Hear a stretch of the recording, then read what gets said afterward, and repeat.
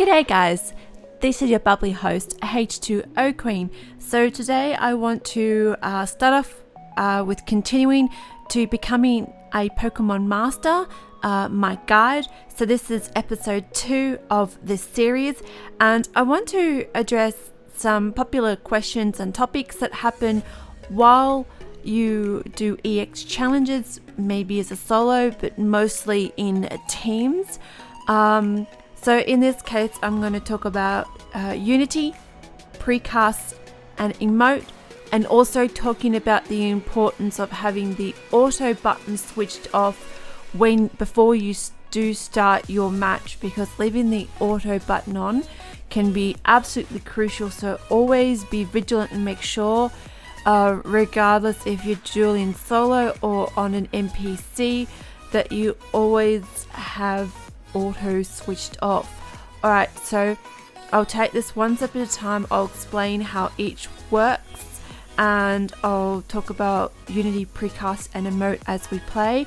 So for now, I'm going to just start off with Brock. We're going to go into hard, and we're just going to do a quick connect, because this is just as an example. This video will only be short, and I'm hoping tomorrow I will release another video with two friends of mine, Destiny and Rocket Rob Gaming. They are both in charge of a Facebook group called Pokemon Masters International. I will leave that in the description below. So the thing is that yeah, we're going to get into this right now, and we're just going to go preset teams. That's very, very important with your preset teams, that you just don't leave them as numbers. So please make sure that you label them. Some of them I don't have labeled because they're experienced, but if you do know you don't need them, just go disband on the ones that you don't know, and then you can just come back through and always recreate them as you need to, because it gets really messy really quickly if you don't have them. So in this case, I've disbanded. I understand what each of these do, so I can always come back and make them again, but for now I know what each of my teams need to do. So we're going to click on EX Brock. Now there's no way to, from here, go and double check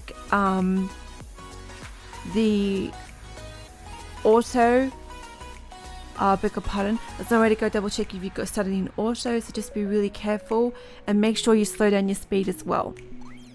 So it depends what comes through first, so we're just going to do a quick connect.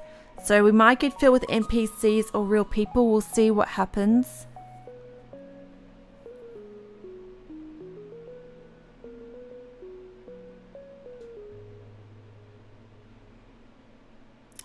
Yep, we're going to go with NPCs, which is really good. I was hoping for that. So what the good thing is about NPCs, what a lot of people don't know about, is that you can actually use the emotes to actually control NPCs. So my auto was switched off, so I can see it's not green. If it's green, turn it off, guys, before you start. Okay, so we're going to talk about the emotes first. So we're going to say, let's do this. And then we're going to start off with no turning back. And then we're going to start off with dire hit. I'm going to use my emotes again, and then we're going to hit attack together. See, the NPCs actually do it together, and I learnt this through Rocket Rob Gaming. He actually found this by chance, and then I tried it and it works as well, and it's really good for an NPC battle. So now we can all go and say disrupt them. And then now we're all going to go disrupt them by either doing like a buff attack, or we might do something, or rather that takes them off from something. So that is really awesome. So now we're going to focus on Unity, and then hopefully I might be able to talk about precast. See this button down here, for example, Leaf Storm, how it's actually charging. Precast is the ability to be able to actually spam a button. See how that just, I was able to click that, then it thinned. So now we've got their think move coming through. I'll try and explain that a little bit more. And may or may not be able to get a Unity to work, because this is the problem with Unity.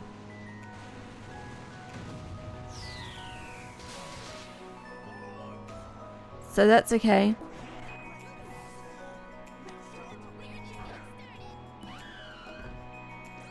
Alright, so then now we are going to go into, so let's just do X attack. Let's just see they don't end up doing something. Now, see how this chain is happening? You can break a chain by the player doing the attack twice. So as long as you do this, it doesn't have to, okay, how do I explain it? So a chain doesn't count if you're buffing your own figure. The only time a chain works is if you are actually, see how the bar's starting to max out? But yeah, so how the chain works, it only works with attacks, not via buffs.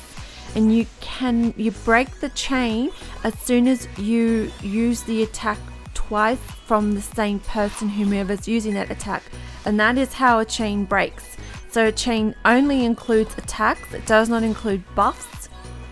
And a chain commences as soon as one player uses it, and long as it's not the same person using it twice and it's a different player, it's fine. And it doesn't have to be, so it doesn't have to be player 3 then player 1. It can be player 3 then player 2, because player 1 might need to buff or use unbreakable bonds, which is fine, just so long as it's not the same person using the attack consecutively. It is fine to do so. So I think that pretty much concludes it, because that's what I really wanted to be able to show you and explain to you, is how this works, because I will use this as a reference video for you guys to go back onto. I'm not expecting to win this by all means, because I'm using this as demonstration purposes. But yeah, so if you're playing against NPCs and you do try and solo it, you can control the NPCs by deciding what you want them to do. But because you do that doesn't necessarily mean you're going to win. NPCs can be a little bit temperamental, but not impossible. I have seen it done before. Then you have precast, which is the ability while this attack is white, after a unity movement is mostly used, it allows you to be able to use this move almost consecutively, but you need to get used to visual memory and knowing where most of the buttons are on your figures, and that takes practice. And then you've also got the unity bar.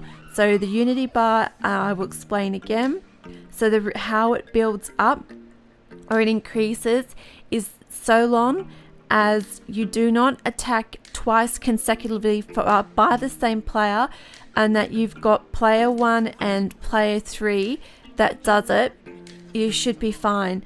But player 2, for example, may need to buff the team or might need to do something to be able to help, and that's okay.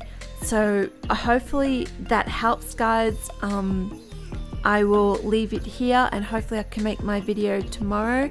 All the best, guys. This is your bubbly host, H2O Queen, over and out. Peace, love, light, and joy, and enjoy the rest of your day. And please remember to subscribe and to like this video. All right, bye.